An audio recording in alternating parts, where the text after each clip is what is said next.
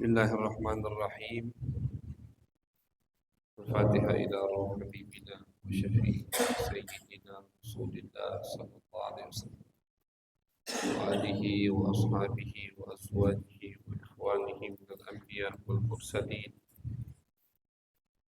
ثم إلى أرواح مشايخنا ولآبائنا وأمهاتنا ولمن له حق علينا،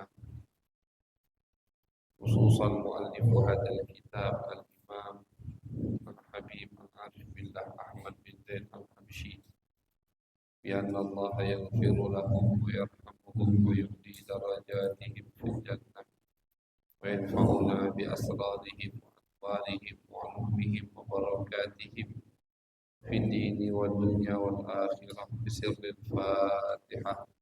أعوذ بالله من الشيطان الرجيم. بسم الله الرحمن الرحيم. الحمد لله رب العالمين الرحمن الرحيم مالك يوم الدين إياك نعبد وإياك نستعين اهدنا الصراط المستقيم صراط الذين أنعمت عليهم غير المغضوب عليهم ولا الضالين آمين. بسم الله الرحمن الرحيم.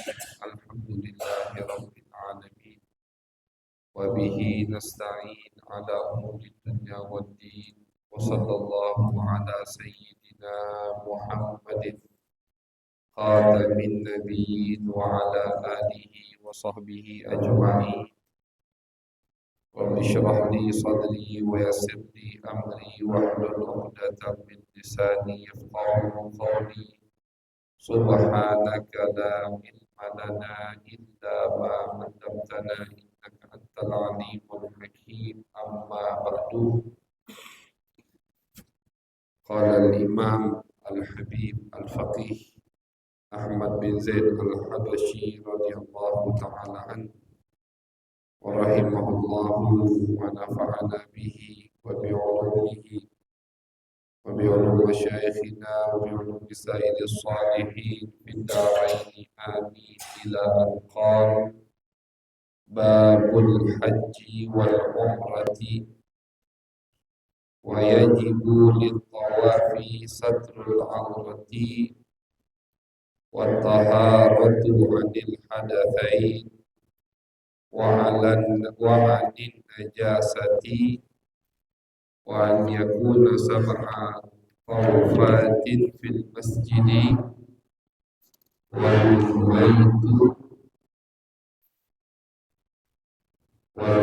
والبيت عن يساره وهو عنه.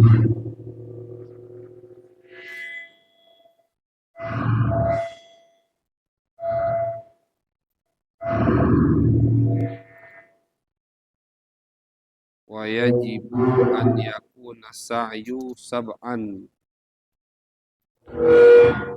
وبعد طواف، وأن يبدأ بالصفا ويختم بالمروة.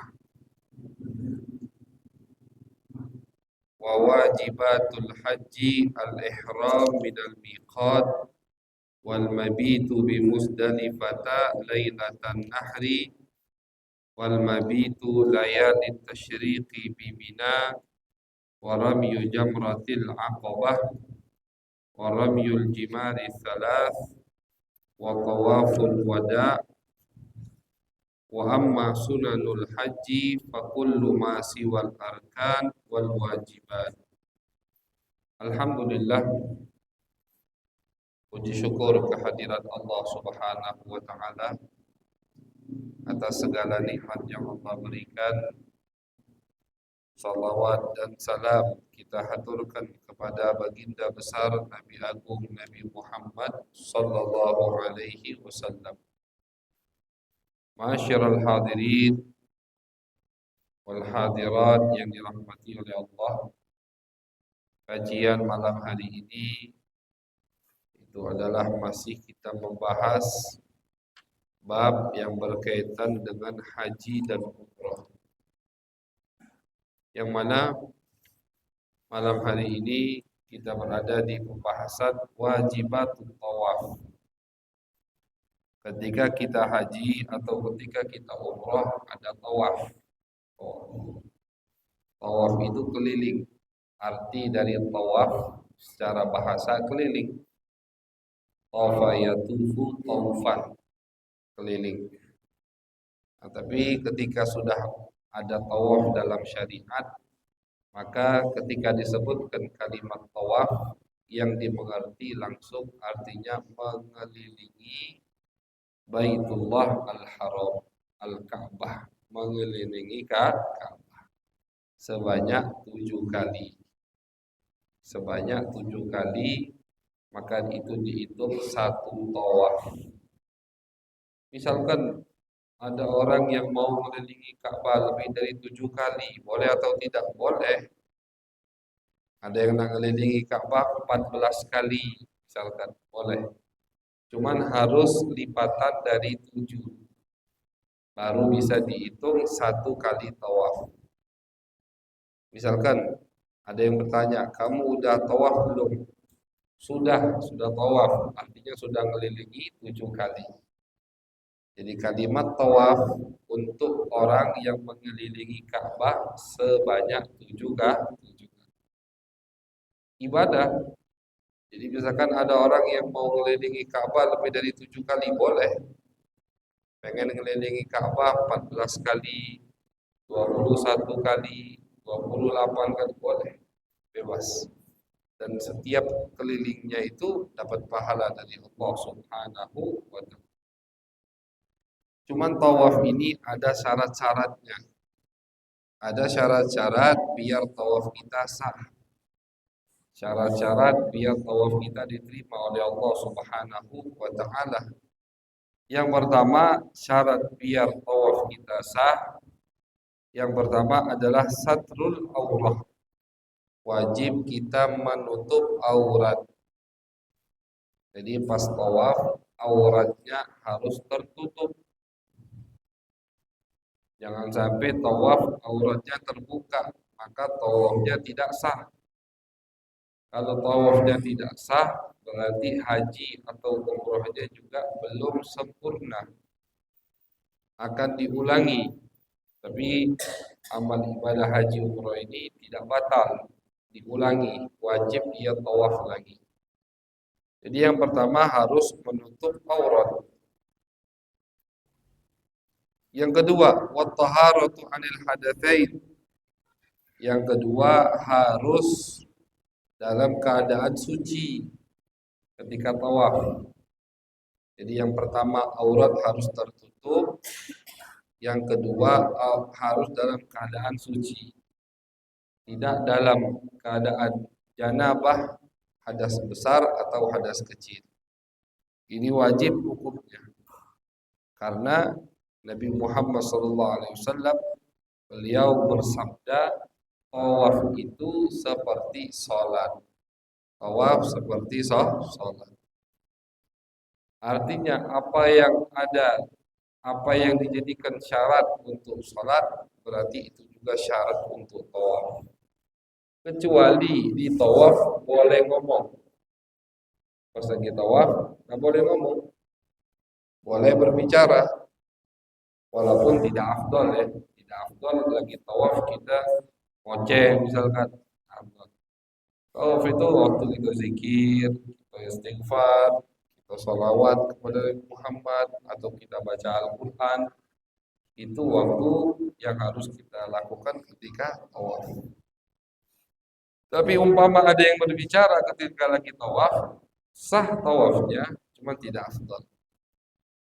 Jadi kalau dari segi berbicara, di tawaf boleh, di sholat tidak boleh. Batal sholat kalau orang ngoceh lagi sholat. Wattaharah anil hadatsain. Berarti syarat kedua, biar tawaf kita sah, harus dalam keadaan suci. Maka dari itu, di dalam Masjidil Haram kita akan menggunakan atau mengamalkan mazhab selain mazhab Imam Syafi'i. Kalau mazhab Imam Syafi'i bersentuhan dengan perempuan, baik sengaja atau tidak sengaja, wudu kita batal, kan gitu. Kita disentuh atau kita yang menyentuh, atau tidak sengaja bersentuhan tanpa ada pembatas, kulit ketemu kulit, batal untuk dua-duanya. Itu di mazhab Imam Syafi'i. Ketika kita sedang tawaf, tidak bisa kita mengamalkan mazhab ini. Maka dari itu ketika tawaf kita mengamalkan mazhab-mazhab yang lain. Inilah bukti bahwasannya ketika Nabi mengatakan ikhtilafu ummati rahmah, perselisihan antara umatku, maksud umat di sini ulama. Ketika ada ulama mengatakan ini batal, yang lain mengatakan ini tidak batal, dan dua-duanya punya tendensinya, dua-duanya punya hujjah atau argumen, maka kata Nabi itu adalah rahmat dari Allah Subhanahu wa taala.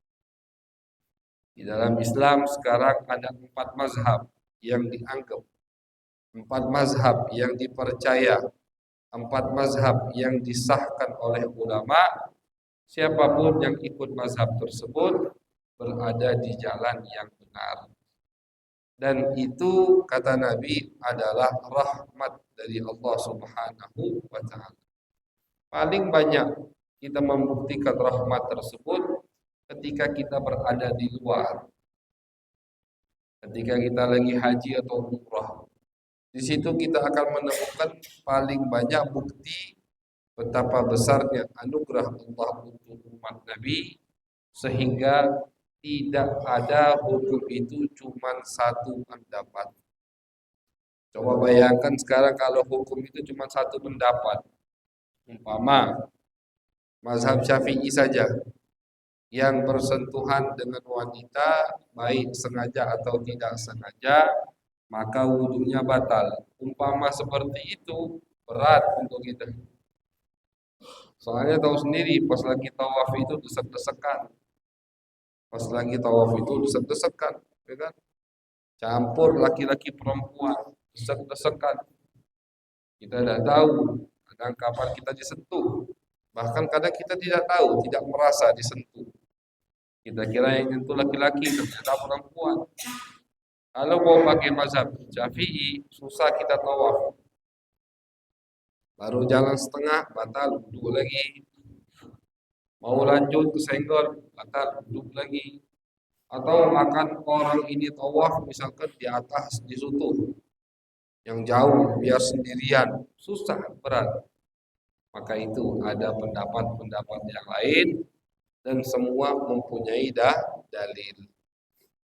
Nah, jadi ketika kita tawaf, pendapat yang kita gunakan adalah pendapat selain mazhab Imam Syafi'i yang mengatakan bahwasannya bersentuhan antara laki-laki dan perempuan itu tidak membatalkan wudu. Ada pendapat yang mengatakan yang disentuh tidak batal, yang menyentuh batal. Yang menyentuh berarti ada unsur kesengajaan, batal. Yang disentuh tidak tahu, maka tidak batal. Ini pendapat selain mazhab Imam Syafi'i. Mengikuti pendapat inilah baru kita bisa selesai tawaf. Ikuti pendapat selain Imam Syafi'i, baru kita bisa selesai tawaf. Bisa kita selama tawaf dalam keadaan suci. Wa anid najasah, juga ketika tawaf harus suci dari najis. Selain suci dari janabah, dari hadas besar atau hadas kecil, juga suci dari najis. Tidak boleh membawa najis, tidak boleh terkena najis, kecuali najis-najis yang mau tidak mau akan terkena kepada kita ketika kita lagi tawaf. Contohnya kotoran burung. Kotoran burung yang ada di sekitar Ka'bah itu kata ulama hukumnya suci. Banyak burung di sana. Burung daro itu banyak di sana. Dan hukumnya tidak boleh diganggu.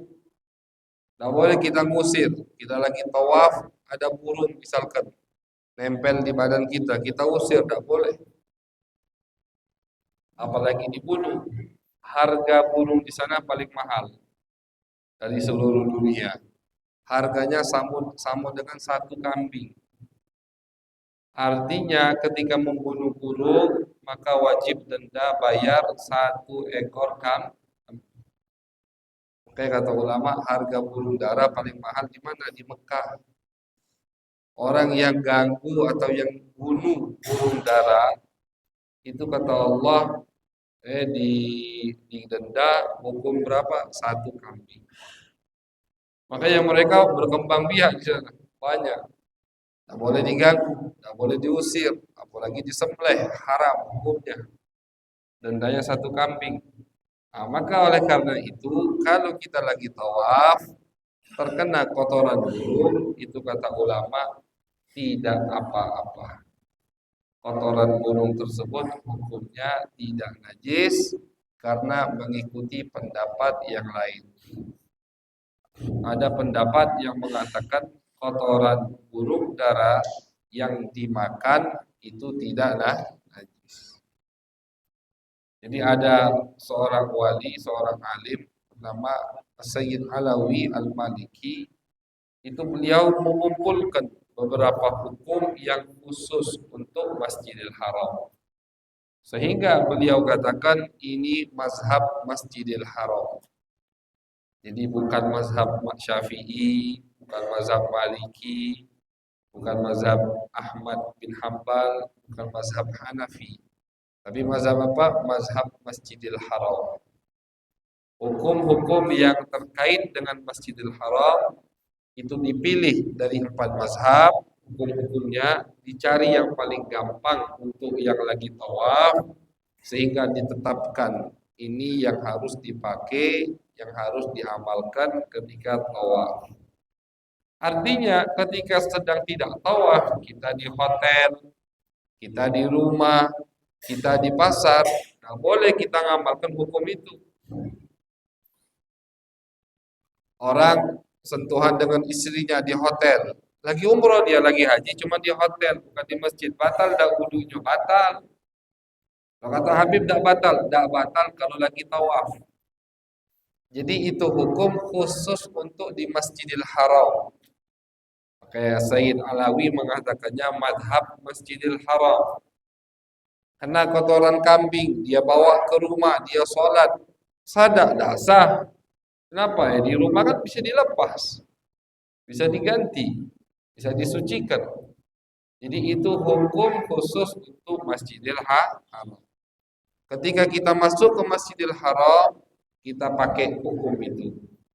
Keluar dari Masjidil Haram, kembali ke mazhab masing-masing. Tidak boleh ngamalkannya di luar Masjidil Haram. Khusus untuk orang yang lagi tawaf di depan Ka'bah. Kemudian syarat berikutnya agar tawaf kita sah, an yakuna sab'at tawfan fil masjidi. Harus tawaf tadi 7 kali tawaf, 7 kali keliling. Ada orang yang tawaf cuma 6 kali, belum sah berarti. Harus 7 kali. Dimulai dari Hajar Aswad dan selesai juga di Hajar Aswad. Harus mulainya dari Hajar Aswad. Jadi dan bukan pas-pasan sebelum Hajar Aswad. Jadi misalkan ini Hajar Aswad, nah harus mulai di sini. Gitu. Niatlah di situ, niat tawaf, niat juga gampang. Aku niat tawaf selesai. Udah, baru keliling. Ketika sampai Hajar Aswad lagi dihitung sekali, keliling lagi. Hajar Aswad lagi 2 kali, terus sampai 7 kali. Harus 7 kali mengelilingi Ka'bah. Wal bait, dan harus di masjid. Artinya yang tawaf di luar masjid sah. Dan artinya kalau masjid tadi besar, sah tetap sah. Misalkan masjidnya diperluas dari Ka'bah ke ujung masjid misalkan 5 kilo jauhnya atau 8 kilo, 10 kilo, sah selagi kita di masjid. Walaupun jarak kita ke Ka'bah 10 kilo.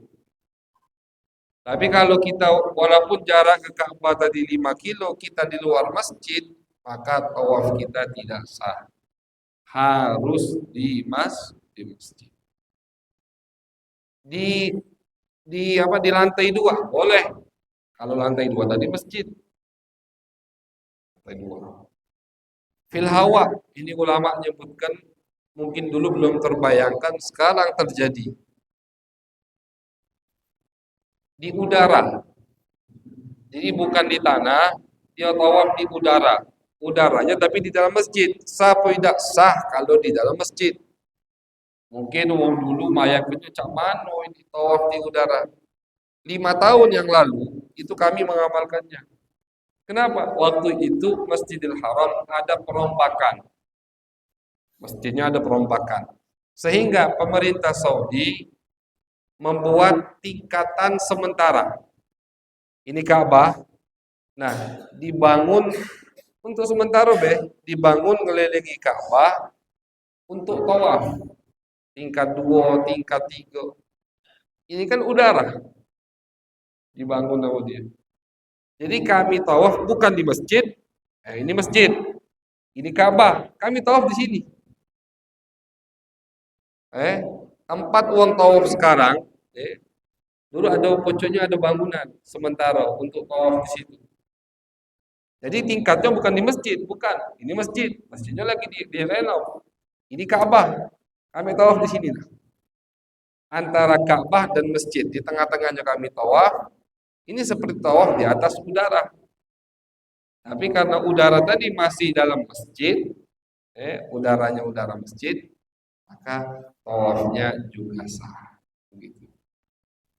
Wal bait an yasari, dan syarat ketika tawaf 7 kali selain di dalam masjid, Ka'bah harus di bagian selalu di sebelah kiri kita. Jadi pundak atau bahu kiri ini tidak boleh membelakangi Ka'bah. Ini harus, jadi Ka'bah harus di sini terus. Ini harus menghadap Ka'bah terus. Selama 7 kali muter, bahu kiri harus selalu ngadap Ka'bah. Nah inilah, jadi harus jalan terus. Umpama kebelok segini, ini yang ngadap Ka'bah, harus mundur lagi berarti. Tidak dihitung itu. Tidak dihitung. Jadi selama saat tawaf itu, ini harus ngadap Ka'bah. Dan sengaja misalkan terbalik badan ini, temundur. Kadang tersekan kan, temundur sehingga ini yang menghadap Ka'bah, berarti kita tidak batal tidak, cuma kita harus mundur lagi. Mundur biar ini yang ngadap. Lanjutkan aja tinggal. Atau tidak sengaja, ini yang ngadap Ka'bah. Ini temaju misalkan. Mundur biar ini ngadap Ka'bah, besok lanjut lagi. Makanya hati-hati pas kita mau mengucapkan salam ke Hajar Aswad. Soalnya di setiap kali tawaf, ketika sampai Hajar Aswad, kita sunnah mengucapkan salam dengan mencium tangan kita, Bismillah Allahu Akbar. Begitu. Jadi kita mencium tangan kita, Bismillahi Allahu Akbar. Bismillah Allahu Akbar. Nah jangan sampai nolak itu ini batal atau harus mundur lagi dia berarti. Kalau dia noleh begini, berarti kan ini tidak ada ngadep Ka'bah. Ini yang ngadep Ka'bah. Tidak boleh. Mundur. Jadi gimana gini? Ini Bismillahirrahmanirrahim. Di setiap kali kita melewati Hajar Aswad, kita disunahkan taslim. Taslim itu artinya mengucapkan salam ke Hajar Aswad dengan mencium tangan kita. Bismillahirrahmanirrahim. Udah jalan lagi. Sampai Hajar Aswad lagi. Bismillahirrahmanirrahim. Jalan lagi. Sampai 7 kali. Setelah selesai 7 kali, baru nak ngadep Ka'bahnya silahkan. Karena tawafnya udah selesai. Nah, itu penting. Banyak orang tidak tahu, tidak paham, sehingga ketika dia tidak sengaja temaju, temundur, badannya tak sengaja berbelok, dia lanjut tidak sah. Berarti itu tidak sah yang tadi itu. Selangkah 2 langkah tadi, kalau misalkan setengah meter, itu tidak dihitung tawaf. Artinya misalkan itu tawaf ketiga, berarti tawaf ketiganya tidak sah. Sama mana berarti kalau dia udah mundur langsung, ya di akhir dia harus nambah satu kali lagi. Karena yang pas badan dia tadi terbelok dari Ka'bah, itu tawafnya tidak dihitung, tidak sah. Berarti harus nambah satu kali lah, satu putaran lagi, baru tawafnya dianggap sah. Wa huwa kharijun anhu. Dan tawaf ini harus di luar Ka'bah. Jadi harus di dalam masjid dan harus di luar Ka'bah. Orang yang tawaf di dalam Ka'bah tidak sah tawafnya. Tawafnya nggak sah. Sekarang bisa nggak tawaf dalam Ka'bah? Bisa. Kalau ada orang tawaf masuk ke Hijr Ismail, Hijr Ismail itu kalau kita jengok gambar Ka'bah atau video Ka'bah, ini Ka'bah misalkan ya. Nah, di sini tuh ada batu, ada tiang begitu, set, ya, agak agak melengkung itu bentuk. Di sini namanya Hijr Ismail. Tempat Nabi Ismail diasuh dulu. Atau tempat Nabi Ismail lah, ada kaitannya sama Nabi Ismail. Ini termasuk bagian Ka'bah.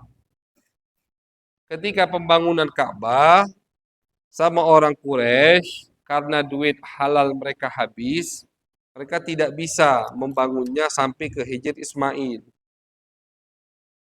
Akhirnya mereka stop sampai sini. Mereka kasih tanda ini dengan batu. Nah, artinya yang di dalam batu ini, ruangan yang di dalam batu ini itu termasuk bagian dari Ka'bah. Dan sekarang dibuka, bisa kita sholat di situ. Jadi kalau ditanya, pernah tidak sholat dalam Ka'bah? Kalau kita pernah sholat di dalam Hijr Ismail, berarti kita pernah sholat dalam Ka'bah. Karena itu bagian dari Ka'bah. Nah, cuman masalahnya kalau kita tawaf, misalkan, ya, kita tawaf, kita tidak galak muteri batu Hijr Ismail, kita masuk ke Hijr Ismail, kan lebih dekat, tidak sah tawaf kita, karena kita melewati dalam Ka'bah, gitu ya. Harus di luar dari Hijr Ismail, baru sah tawaf. Dan kemudian yang dikurangi lagi sama orang Mekah, orang Quraisy waktu itu, mereka ketika bangun Ka'bah, bangunan yang sekarang pun, yang mereka bangun pun, mereka kurangi berapa senti. Mereka kasih tanda syadarwan di bawah. Jadi misalkan, nah ini misalkan Ka'bah, ya. Ini di sini ada ini nah, ngelengkung sedikit. Ngelengkung ini ya kayak gini. Jadi ini Ka'bah, tidak ada rato dari pucuk sampai bawah. Pas ke bawah agak ini dikit. Ya, agak ini dikit. Itu namanya syadarwan. Dulunya bagian dari Ka'bah, jadi dikurangi sedikit. Nah, itu nah.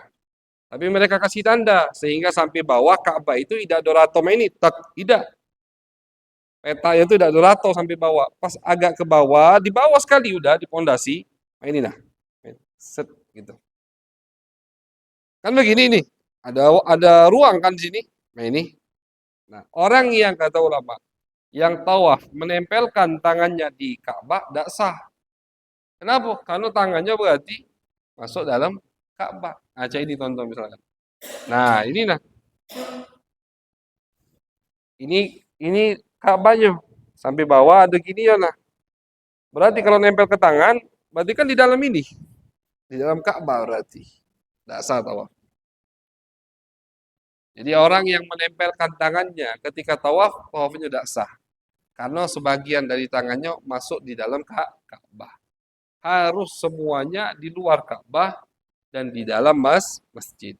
Harus bagian kiri menghadap Ka'bah. Gitu. Insya Allah dengan umrah atau dengan haji kakek, insya Allah mudah-mudahan lebih jelas lagi. Karena memang ini butuh dengan praktek. Namanya ibadah manasik haji dan umrah itu butuh dengan praktek. Nah, jadi tidak bisa kita hafal, kita kuasai dengan hanya teori tidak bisa. Harus dengan praktek, mudah-mudahan insya Allah baru bisa lengket. Nah, kemudian selesai, udah itu syarat-syarat tawaf. Selesai tawaf, sunnahnya doa, habis doa sholat di makom Ibrahim, selesai tawaf, langsung sa'i. Sa'i itu artinya adalah memulai jalan yang dimulai dari Bukit Sofa ke Bukit Marwah. Sa'i lebih gampang, syaratnya lebih sedikit. Syarat sa'i pertama kali harus setelah tawaf yang sah. Berarti kalau tawaf tadi tidak sah, sa'inya tidak sah. Syarat sa'i biar sah, tawafnya harus sah. Dan sa'i 7 kali, dimulai dari Sofa ke Marwah dan akan berakhir di Marwah. Sofa, Marwah sekali. Habis itu dari Marwah balik ke Sofa lagi 2 kali. Sofa balik ke Marwah lagi 3. Marwah balik ke Sofa lagi 4. Jadi yang genap akan ada di Sofa, yang ganjil akan berada di Marwah. Hitung, tak tak tak tak 7 di Marwah selesai. Yang genap akan berada di Sofa, yang ganjil ada di Marwah. Mulai dari Sofa ke Marwah 1. Ganjil. Dari Marwah ke Sofa 2, genap. Terus begitu. Akan ada nanti bilangan 7 ganjil di Marwah. Selesai. Jadi syaratnya gampang. Syaratnya 7 kali. Setelah tawaf yang sah, harus dimulai dari Safa dan berhenti di Marwah. Kalau ada yang mulai jalan dari Marwah, belum dihitung berarti. Sampai dia ke Safa, baru dihitung pas dia ke Marwah lagi. Nah itu. Udah kata wudu, tidak apa-apa. Jadi kalau sa'i tidak harus ada wudu. Yang harus ada wudu itu ketika tawaf saja. Ketika sa'i wudunya batal, tidak masalah. Ya cuman tidak afdol, begitu kan? Lebih afdol, lebih sunnah, dianjurkan kalau kita haji umroh itu tawaf sa'inya dalam keadaan dalam keadaan wudu suci. Kalau wudunya batal, susah mau ambil wudu ya tidak apa-apa, lanjutkan sa'inya selesai. Kemudian wajibatul haji. Kemudian haji itu ada hal-hal yang diwajibkan. Kalau kemarin kita bahas rukun, bulan kemarin kita bahas rukun. Rukun haji wukuf di Arafah, kan gitu. Rukun haji wukuf di Arafah. Tawaf ifadah, sa'i, kemudian halak, cukur rambut. Ada kewajiban, bukan rukun. Apa bedanya rukun sama wajib? Kalau rukun itu tidak bisa digantikan dengan apapun, harus dilakukan. Kalau tidak dilakukan, hajinya batal. Itu rukun. Wukuf di Arafah, tidak wukuf di Arafah, batal hajinya. Tawaf ifadah, tidak tawaf dia, tidak selesai hajinya. Nah, cuman kalau wukuf di Arafah ada waktunya kan, sehari itulah. Kalau tawaf ifadah kata waktunya, tapi selagi dia belum tawaf, tidak sah, tidak selesai hajinya. Cukur juga harus begitu. Kalau dia tidak cukur-cukur, belum selesai hajinya. Ada kewajiban haji. Kewajiban haji ini bisa digantikan dengan dam, sembelih kambing. Bisa dibayar dengan sembelih kambing. Itu bedanya rukun sama wajib. Rukun ibadah haji tidak bisa digantikan. Kewajiban ibadah haji bisa digantikan dengan dam, dibayar dengan nyembelih kambing. Apa itu? Ihram minal miqat. Pakai niat ihramnya dari miqat. Dari mana miqat? Miqat itu kalau orang yang baru datang dari luar kota Mekah, miqatnya udah ditentukan sama Nabi Muhammad SAW. Seperti kita ini sama dengan wong Yaman. Karena sejajar sama Yaman, itu miqatnya dari Yalamlam. Kata Nabi, miqatnya dari Yalamlam. Berarti kalau ada wong nak niat haji, sampai dia di tempat dia niat. Miqat itu namanya tempat artinya. Miqat itu artinya tempat untuk niat. Sampai dia niat nak haji. Sampai di tempat untuk niat, dia tidak niat. Sampailah dia masuk ke Mekah, dia baru nak niat. Boleh, tapi dia bayar dam, nyembelih kambing. Makanya orang Indonesia itu wajib bayar kambing kalau kan, kalau haji. Hanya yang haji udah pernah haji misalkan, itu ada dam. Kenapa ada dam? Karena kita dari Indonesia pas berangkat naik pesawat niat napo, nah haji kalau kan. Sampailah kita di tempat mikot. Kita haji masih lama, haji 2 minggu lagi. Kalau yang kloter terakhir 2 minggu jaraknya ke haji. Langsung ke Mekah dia, tapi haji 2 minggu lah lagi. Tidak mungkin niat haji. Kalau sudah niat haji berarti tidak boleh lepas ihram. Tidak boleh kena sabun, tidak boleh dekat-dekat sama bininya. Banyak larangannya. Sampai kaget lebaran baru dia lepas ihram. Saru kan? Nah, jadi orang yang dari Indonesia, ketika dia dari Indonesia ke Mekah, walaupun langsung ke Mekah, dia pasti niatnya niat umroh dulu. Niat umroh dulu. Umroh namanya nanti hajinya tamattu. Haji tamattu itu mendahulukan umroh baru dia haji. Wajib bayar dam. Nah, dam tuh nyembelih kambing. Buat apa nyembelih kambing ini? Kalau kau pas masuk Mekah bukan pakai niat haji, niat umroh. Nanti pas di tanggal 8 Zulhijjah dari Mina nak ke Arafah baru pakai ihram lagi, niat haji, niatnya dari hotel atau dari kemah. Di situ kenanya tuh. Kalau mau, tidak mungkin. Misalkan ada orang nak makso daripada wayang kambing, aku nak ke mikot lagi, boleh, silahkan. Kalau dia metu lagi dari Mekah ke Yalamlam tadi, Jeddah, Yalamlam di Jeddah, ke Jeddah lagi, dia niat haji sah, tidak perlu bayar dam, tapi tidak bakal boleh masuk lagi. Ketat pemerintahan sana. Metunya susah, masuknya susah. Jadi uang haji Indonesia pasti bayar dam. Pasti nyembelih kambing. Kenapa nyembelih kambing? Karena pas pertama kali berangkat dari Indonesia sampai ke Jeddah, yang harusnya dia niat haji, dia tidak niat haji tapi niat umroh. Ya kalau umroh kan sedengan. Niat umroh, dia sampai hotel, barangnya ditaruh, misalkan nak makan-makan dulu, tinggal ke Ka'bah, tawaf 7 kali, sa'i 7 kali, botak, selesai.